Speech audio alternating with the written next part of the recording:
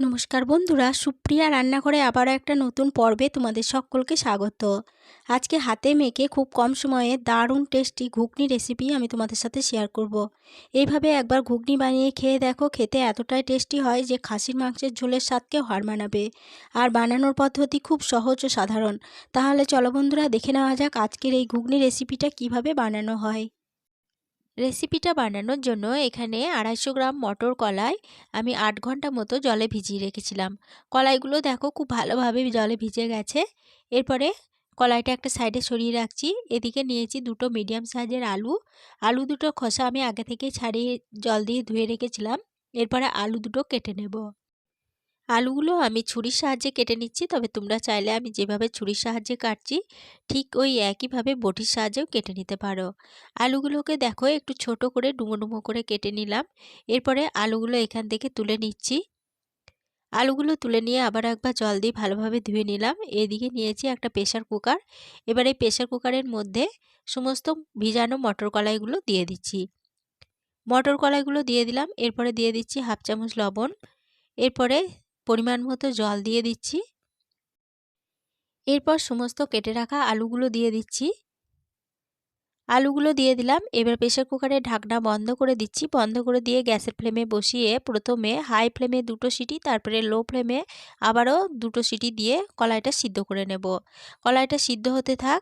এদিকে নিয়েছি দেখো দুটো মিডিয়াম সাইজের পেঁয়াজের খোসা আমি আগে থেকে ছাড়িয়ে পেঁয়াজগুলো জল দিয়ে ধুয়ে রেখেছিলাম। এরপরে পেঁয়াজ দুটো কেটে নিচ্ছি।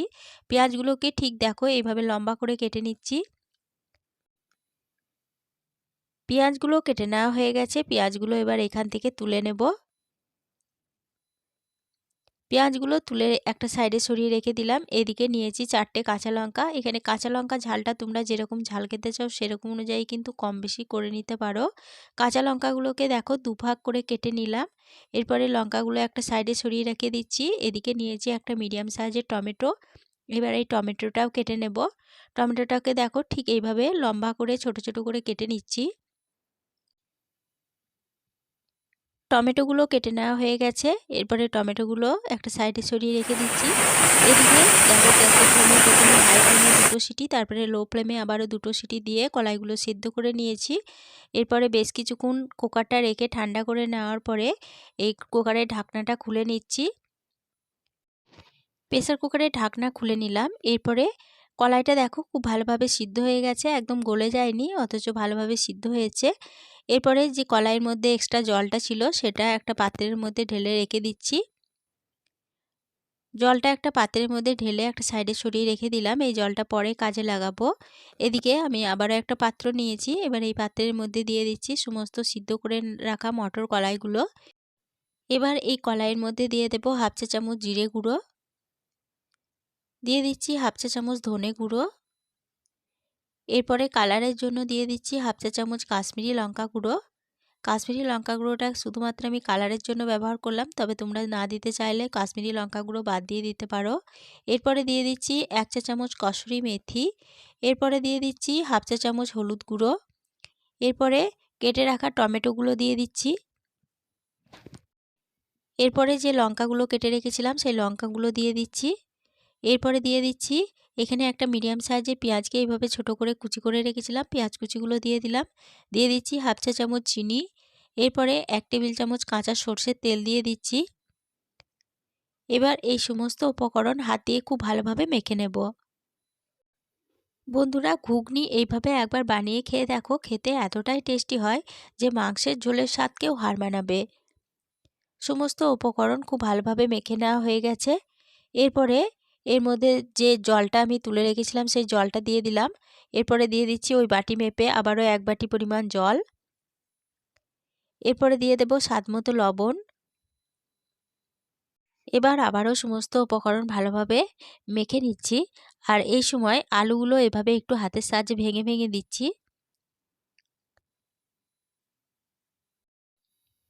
বেশ কয়েকটা আলুকে হাতের সাহায্যে এইভাবে ভেঙে দিলাম আর জল দিয়ে সমস্ত উপকরণ ভালোভাবে মাখিয়ে নিলাম। এবার আবারও এর মধ্যে 1 কাপ পরিমাণ জল দিয়ে দিচ্ছি। এবার এই সমস্ত উপকরণ ভালোভাবে মিশিয়ে নেওয়ার পরে গ্যাসের ওভেনে এটাকে বসিয়ে গ্যাসের ফ্লেমটা মিডিয়ামে রেখে এটাকে বেশ কিছুক্ষণ ফুটিয়ে রান্না করে নেব। ঘুগনিটা রান্না হতে থাক, এদিকে অপর গ্যাসের ওভেনে একটা কড়াই বসিয়ে দিয়েছি। এরপরে গ্যাসটা অন করে কড়াইটা ভালোভাবে গরম হয়ে যাওয়ার পরে কড়াইয়ের মধ্যে দিয়ে দিচ্ছি 4 চামচ সর্ষের তেল। তেলটা ভালোভাবে গরম হয়ে যাওয়ার পরে তেলের মধ্যে ফোড়নের জন্য দিয়ে দিচ্ছি সামান্য গোটা জিরে। এরপরে দিয়ে দিচ্ছি একটা তেজপাতাকে ছিঁড়ে, একটা গোটা শুকনো লঙ্কা দিয়ে দিচ্ছি, একটা লবঙ্গ, একটা দারচিনির টুকরো, একটা এলাচ। এরপরে ফোড়নগুলো ভালোভাবে ভেজে নিচ্ছি। ফোড়নগুলো ভালোভাবে ভেজে নেওয়ার পর ফোড়ন থেকে যখন সুন্দর গন্ধ বেরোতে শুরু করেছে, তখন যে পেঁয়াজগুলো কেটে রেখেছিলাম সেই পেঁয়াজগুলো দিয়ে দিচ্ছি। এবার মিডিয়াম ফ্লেমে পেঁয়াজগুলোকে একটু সময় ধরে নেড়েচেড়ে ভেজে নেব। বেশ কিছুক্ষণ সময় ধরে পেঁয়াজগুলোকে নেড়েচেড়ে ভেজে নিলাম। পেঁয়াজগুলো দেখো ঠিক এইভাবে ভেজে নিয়েছি, এর বেশি আর পেঁয়াজগুলো ভাজবো না। এবার এর মধ্যে দিয়ে দিচ্ছি আদা আর রসুনের পেস্ট। এখানে আমি হাফ ইঞ্চি আদা আর 7টা রসুনকে আমি মিক্সিং জারের মধ্যে বেটে নিয়েছিলাম, সেই রসুন ও আদা বাটাটা দিয়ে দিলাম। এবার মিডিয়াম ফ্লেমে এই রসুন আদা বাটাটাকে বেশ কিছুক্ষণ সময় ধরে নেড়েচেড়ে কষিয়ে নিচ্ছি।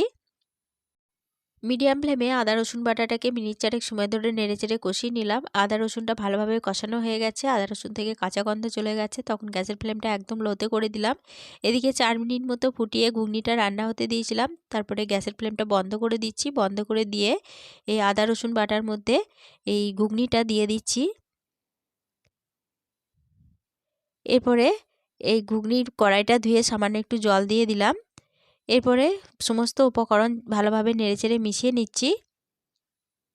সমস্ত উপকরণ ভালোভাবে নেড়ে মিশিয়ে নেওয়া হয়ে গেছে। এরপরে আবারও মিডিয়াম ফ্লেমে ঘুগনিটাকে একটু ফুটিয়ে রান্না করে নেব। মিডিয়াম ফ্লেমে ঘুগনিটাকে আবারও 2 মিনিট মতো ফুটিয়ে রান্না করে নিলাম। এরপরে ঘুগনিটা একবার ভালোভাবে নেড়েচেড়ে নিয়ে এই ঘুগনির মধ্যে দিয়ে দিচ্ছি সামান্য ধনেপাতা কুচি। এরপরে দিয়ে দেব খুব সামান্য পরিমাণ গরম মশলার গুঁড়ো। এবার এই সমস্ত উপকরণ ঘুগনির সাথে ভালোভাবে নেড়েচেড়ে মিশিয়ে নিয়ে গ্যাসের ফ্লেমটা বন্ধ করে দিয়ে ঘুগনিটাকে ঢাকা দিয়ে আরও 5 মিনিটের জন্য স্ট্যান্ডিং টাইমে রেখে দিয়েছিলাম। 5 মিনিট পর ফিরে এসে ঢাকা খুলে নিলাম। ঘুগনি পরিবেশনের জন্য একদম রেডি হয়ে গেছে। আজকের রেসিপি প্রথম থেকে শেষ অবধি দেখার জন্য তোমাদেরকে অসংখ্য ধন্যবাদ। রেসিপিটা ভালো লেগে থাকলে প্লিজ লাইক, কমেন্ট ও সকলের সাথে শেয়ার করে দিতে ভুলো না। নতুন বন্ধু হয়ে থাকলে চ্যানেলটা সাবস্ক্রাইব করে পাশে থেকো। আজকের রেসিপিটা এই পর্যন্তই ছিল। ফিরে আসবো আবার নতুন কোনো রেসিপি নিয়ে।